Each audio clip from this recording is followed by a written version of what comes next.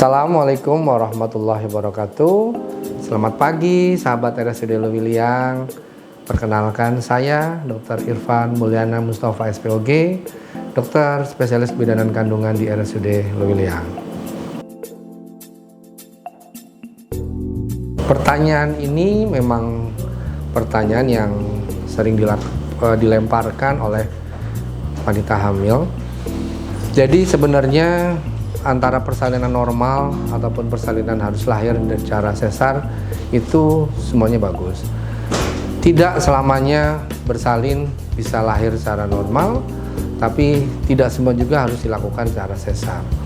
Secara alami tentunya persalinan yang bisa lahir normal itu akan jauh lebih bagus. Artinya memang itu persalinan yang sifatnya alami secara kodratnya seorang wanita. Jika tidak ada masalah perjalanan kehamilannya, perjalanan persalinan pun baik-baik saja, tentu persalinan normal akan jadi pilihan utama dan pilihan pertama.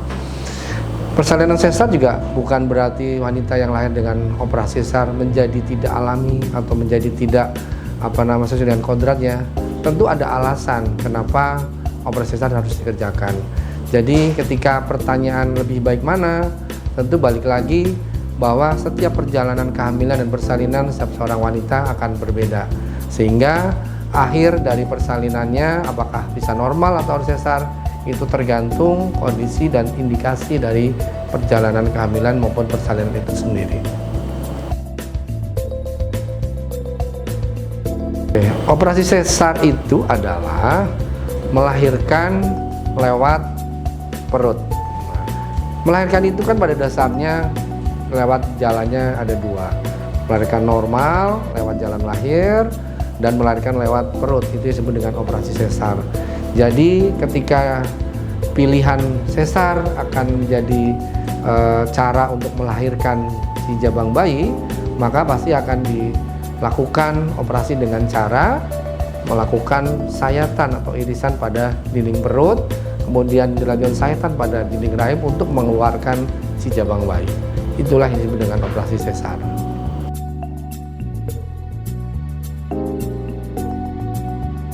Operasi sesar tentunya ketika itu jadi pilihan untuk persalinan, pasti ada indikasi atau alasan yang disampaikan oleh dokter kepada pasien. Indikasi itu bisa karena alasan yang hamil, kehamilan itu sendiri maupun kondisi bayinya. Misalnya yang pertama, karena kondisi ibu. Ketika ibu hamil dengan penyakit berat, salah satunya misalnya dengan masalah penyakit jantung atau dengan masalah penyakit yang lain, misalnya yang paling sering di kasusnya rujukan di RSUD Lewiliang adalah kasus dengan hipertensi tinggi atau preeklamsia berat, apalagi ketika sudah berlanjut sampai kejang eklamsia, itu adalah salah satu cara untuk memutus komplikasi perburukan pada ibu adalah dilahirkan. Nah, cara persalinan paling cepat tentunya akan dipilih adalah sesar. Itu kalau untuk indikasi ibu. Sedangkan kalau untuk indikasi bayi lebih banyak. Biasanya pertama karena kelainan letak. Jadi posisi bayi normal itu kan kepala di bawah. Tapi jika posisi bayinya pada saat sudah bulannya 9 bulan atau disebut hamil aterem ternyata tidak normal, artinya bisa melintang, miring oblik atau kemudian malah sungsang, itu juga salah satu indikasi untuk dilakukan operasi.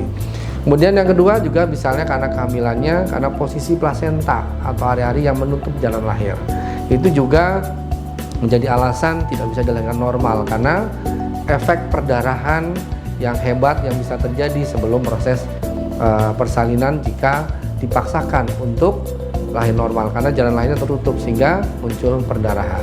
Kemudian yang ketiga misalnya juga karena hal riwayat persalinan sebelumnya, misalnya karena sebelumnya adalah di operasi sesar, maka untuk kemungkinan persalinan berikutnya dilakukan operasi sesar itu jadi lebih tinggi, meskipun memang itu juga bukan menjadi penentu bahwa ketika sudah sekali operasi sesar harus operasi sesar selanjutnya. Mungkin itu beberapa hal yang menjadi alasan indikasi ketika hamil harus berakhir dengan lahir sesar di meja operasi.